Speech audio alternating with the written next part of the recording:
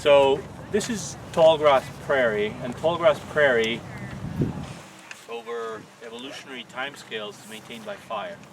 And fire meant pre-European settlement. It meant lightning fires and fires set by Native Americans, which have been here for 10,000 years and burned these prairies. And so this is the last kind of remnant patch of tallgrass prairie in this part of Missouri, and to be able to maintain it the way it should be, you need to apply that fire, which means that the Missouri Department of Conservation has to come in and burn it. So it's divided into 5 blocks, and they burn every block every 2.5 years. So it alternates between each block will alternate between getting a winter burn and a summer burn. But in addition to that, we have this little experiment going on here, and it's kind of like a teaching experiment. It has 5 little plots, and those plots have different burning treatments. So some are never burned, and this has been going on for over a decade, maybe 20, 25 years actually. And there is what are called 2 control plots. There are 3 other plots. There's this one here that burns every single year, and you can see just looking at it, it looks quite different from that plot over there. Okay, so this burns every year. It was just burned a few weeks ago, and you can see that it's resprouting already. So a lot of the plants that grow here are fire adapted. They evolved with fire. They essentially have large below ground structures, lots of roots, and they resprout following fire. And the balance of different kinds of plants can change depending on the fire regime that's applied. So what we do here, in addition to having control plots and burn plots, is to have different frequencies of burning. So this one is burned every year, the next one over there is burned every 2 years, and then there's one that's burned every 5 years. So the idea is that you are going to use these quadrats to sample the vegetation to see how fire might be changing the relative abundance of different things. And we're trying to keep it simple here. The main kinds of plants that you find in tallgrass prairie are grasses, what are called seafoam grasses, like this is a big blue stem. This is last year's growth, it's dead, but you can see the grasses have these very fine leaves.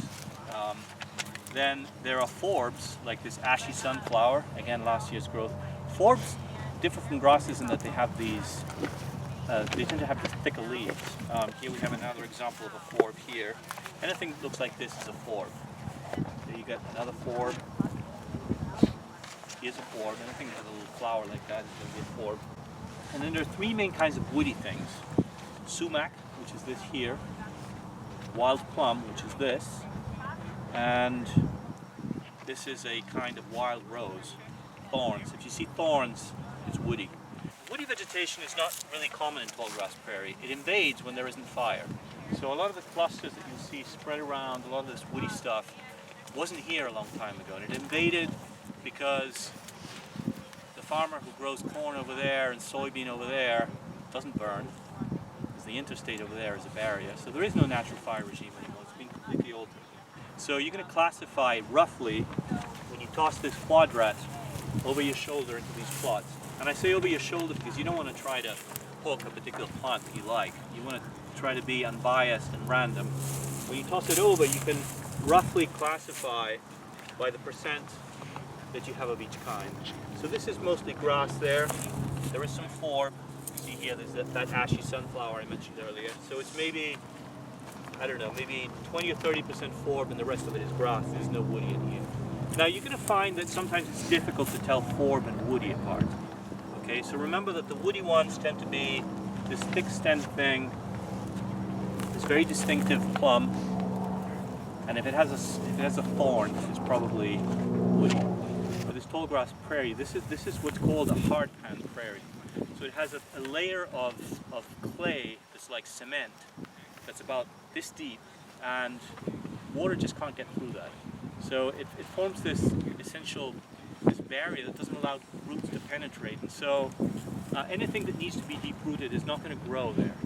So a lot of the woody stuff that invades in here is relatively shallow rooted, but that site over there is a little bit different, and the hard pan is probably broken up there, and some of those tall trees established.